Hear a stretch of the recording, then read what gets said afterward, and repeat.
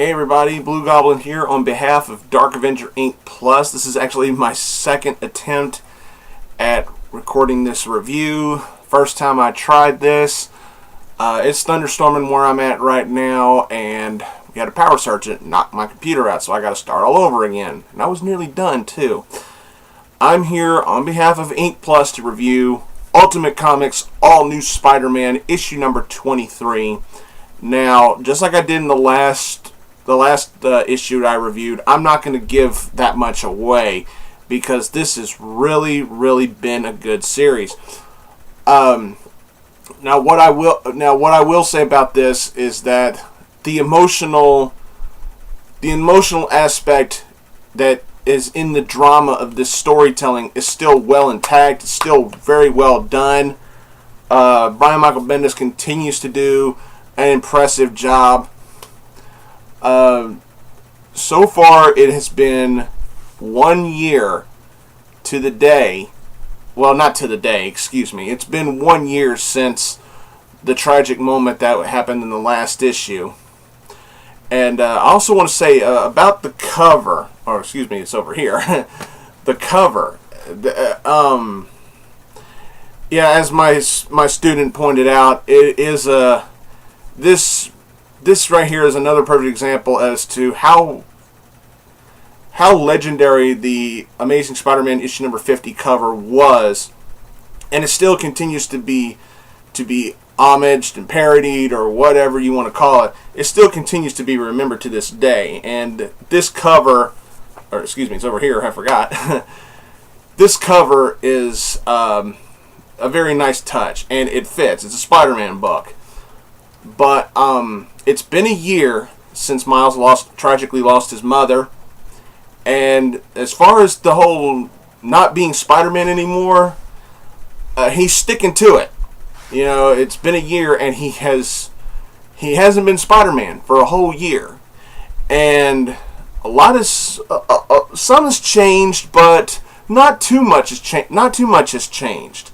Genki is still, Miles' best buddy, and I too got a laugh out of him. He's coming into the scene in this issue.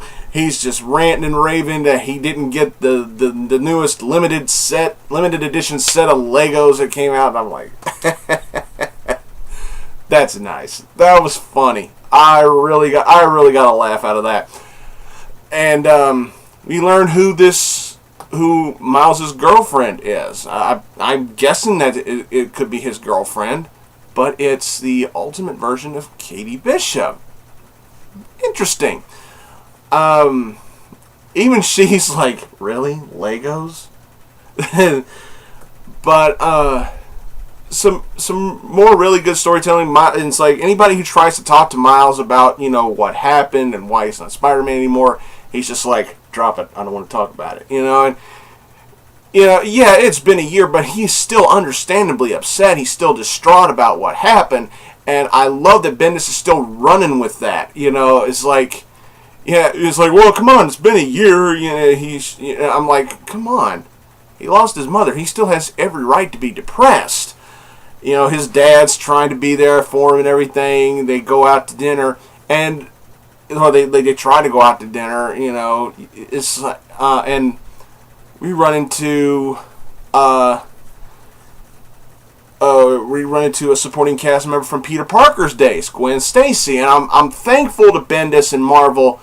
Just because now we're going with Miles Morales storytelling, we don't forget about everybody who supported Peter Parker. And I do like that.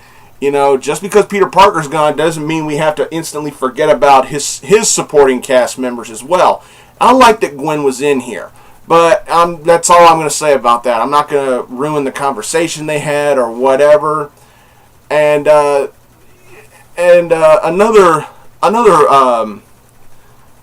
female individual comes up to Miles and offers him a comeback. Saying, "Hey, just in case you want to be Spider-Man again, here you go." And she gives him a briefcase with a new Spider-Man costume in it, but with very specific style looking web shooters that I'm not gonna. Well, I'm just going to leave it at that. There's something on the web shooters that caught my eye, and Miles is still going, no, I'm not going to be Spider-Man anymore. What part of that did you not get? And he goes away. But at the end of the book, we get finally an introduction to two characters who I have been missing like terrible. And as soon as I saw them, I was like, pardon me, but I gotta go, hell yeah! I got to the ending of this book, and when I saw who I saw, I was like, oh, and I'm not gonna spoil who they were, but thank you, Marvel. Finally, we're getting these two in the Ultimate Universe. What took you guys so long? This is shaping up to be good. I loved the ending of this book. I loved the storytelling. There wasn't hardly that much action in here until the very, very, very end of the book. But the storytelling was great. The artwork was good. The pacing is still good. Yeah, God, get on board with this series. This has been phenomenal stuff.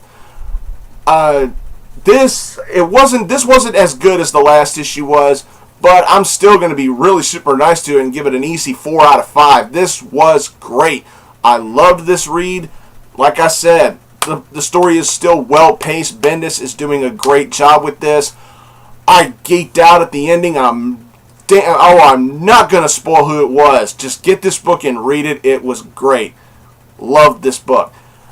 That was my review of Ultimate Comics All New Spider-Man number 23. I hope y'all enjoyed it. I tried not to give everything away.